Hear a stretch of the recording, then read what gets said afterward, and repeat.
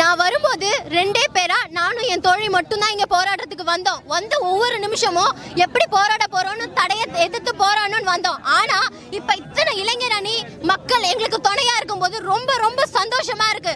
தமிழர்கள் நாங்க ஒவ்வொருத்தரும் போராடுறது உங்களுக்கு கண்டிப்பா நீங்க பண்ற எல்லா தப்புக்கும் இதுவே எச்சரிக்கையா இருக்கும். நீங்க எங்க போராட்டத்தை பார்த்தாது இதுவே உங்களுக்கு ஃபைனல் வார்னிங் நாங்க குடிக்கிறது.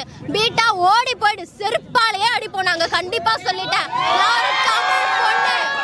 கண்டிப்பா செருப்பு கட்டி அடிப்போம். ஒவ்வொரு பொண்ணும் ஒவ்வொரு ஆணும் இப்ப ஜாதி மதம் இல்லாம ஆண் பெண் பாரபட்சம் பார்க்காம இங்க வந்து உட்கார்ந்துருக்கோம்னா உன்னால மட்டும்தான். எங்களுக்கு விவசாயிகளோட போராட்டம் கண்டிப்பா தொடரும், மாணவர்களோட போராட்டம் கண்டிப்பா தொடரும். எங்களோட போராட்டம் கைவிடணும்னா எங்களுக்கு கண்டிப்பா ஜல்லிக்கட்டு நடக்கணும், ஜல்லிக்கட்டு வேணும். அதுக்கு நீங்க தான் இருக்கணும். கடைசி வரைக்கும் தடையா இருந்தீங்கன்னா எங்களோட போராட்டம் விடவே விட மாட்டோம். இப்படியே தொடர்ந்து போராடிக்கிட்டே இருப்போம். என்ன நினைச்சிட்டு இருக்கீங்க நீங்க? உங்க இஷ்டத்துக்கு மத்திய அரசு போய் கண்டபடி பேசுவீங்க, நாங்க கேட்டுட்டு மூடிட்டு இருப்போம் நினைச்சிட்டீங்களா? அப்படிலாம் கிடையவே கிடையாது. நாங்க ஒரு பொண்ணு வந்தேன், இன்னைக்கு இத்தனை பொண்ணுங்க என் கூட சப்போர்ட்டா இருக்காங்க, இன்னமும் இருப்போம்.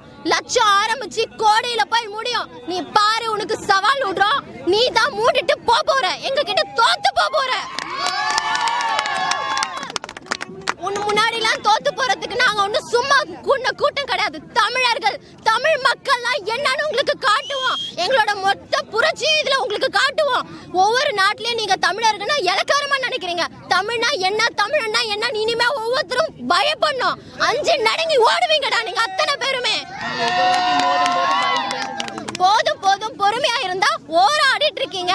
நாங்களாம் யாரும் கேட்க மாட்டோம்னு என்னமா உங்களுக்கு எல்லாம்? நாங்களும் பேசுவோம். தமிழ் பண்ணுனா பண்பாடு வளர்த்திருக்காங்க, பாரம்பரியம் எங்களுக்கும் தெரியும், அடக்கமும் எங்களுக்கு தெரியும். போராட்டம் வந்தா இறங்கி போராடவும் தெரியும். நாங்க போராடுவோம், கண்டிப்பா எந்த பிரச்சனைனாலும் கண்டிப்பா போராடுவோம். எங்களுக்கு ஜல்லிக்கட்டு வேணும், இல்லன்னா கடைசி வரைக்கும் இப்படியே இருந்து போராடிக்கிட்டே தான் இருப்போம். இது நாங்களா கூட்டம். கண்டிப்பா தடை செய்யப்பட்ட ஜல்லிக்கட்டு உடனடியா சட்ட நடவடிக்கை எடுத்து எங்களுக்கு உடனடியே ஜல்லிக்கட்டு நடத்தணும். இல்லன்னா நாங்க எங்க போராட்டத்தை கைவிடவே மாட்டோம். நீங்க என்ன பண்ணாலும் சரி, எப்படி யார்கிட்ட போய் பேசினாலும் சரி, நீங்க எவ்வளவு டிஸ்கஷன் வேணா பண்ணுங்க, அதை பத்தி எங்களுக்கு எந்த கவலையும் இல்ல.